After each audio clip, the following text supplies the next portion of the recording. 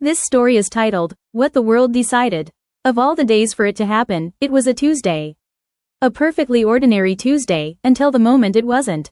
It began with a whisper that was not a sound, but a knowing. A thought that bloomed simultaneously in the minds of 7 billion people.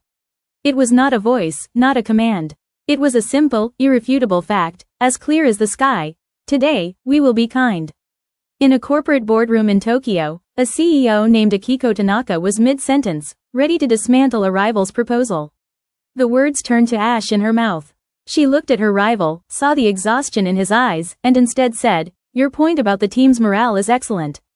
Let's explore that." In a crowded metro in Cairo, a young man named Karim, who had been steeling himself to shove his way onto the train, suddenly stepped back. He made eye contact with a woman struggling with a stroller and, without a word, gently lifted the front wheels, helping her aboard. A dozen hands reached out to steady her. In a schoolyard in Ohio, a girl named Lily, who was usually the target of whispers, dropped her books. The usual laughter didn't come.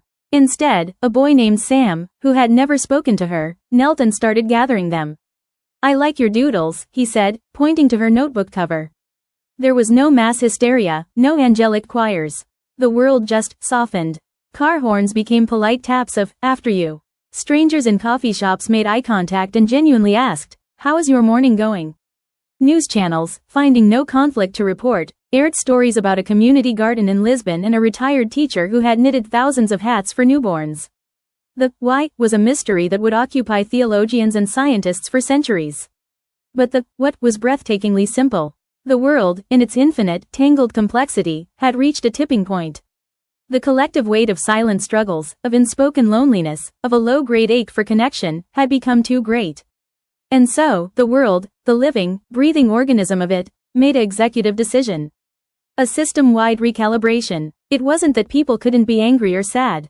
An elderly man named Arthur still felt a profound grief for his late wife. But when he went to the park, a young couple, seeing his tears, didn't look away. They sat with him. They didn't offer platitudes, they just shared his silence for a while. The economy, famously built on want and friction, stuttered. But then it started to recalibrate, too. A farmer's market became a festival of barter and gift. A mechanic fixed a single mother's car for the price of a story about her daughter. As the sun set, the world didn't feel perfect. Problems remained, but the texture of the day had changed. The default setting of human interaction had been flipped from caution to curiosity, from suspicion to support. The next morning, people woke up. The compulsion was gone. The silent, global mandate had lifted. But something had been left behind, a muscle, once atrophied, that had now been stretched and remembered its strength. Karim still helped people onto the train. Akiko found her negotiations were more productive when she led with empathy. Sam sat with Lily at lunch. The world had decided, for just one day, to try a different way of being. And having tasted it, no one could ever fully forget the flavor.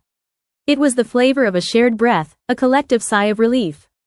The great experiment was over, but the data remained, etched not in stone, but in the newly tender hearts of 7 billion souls.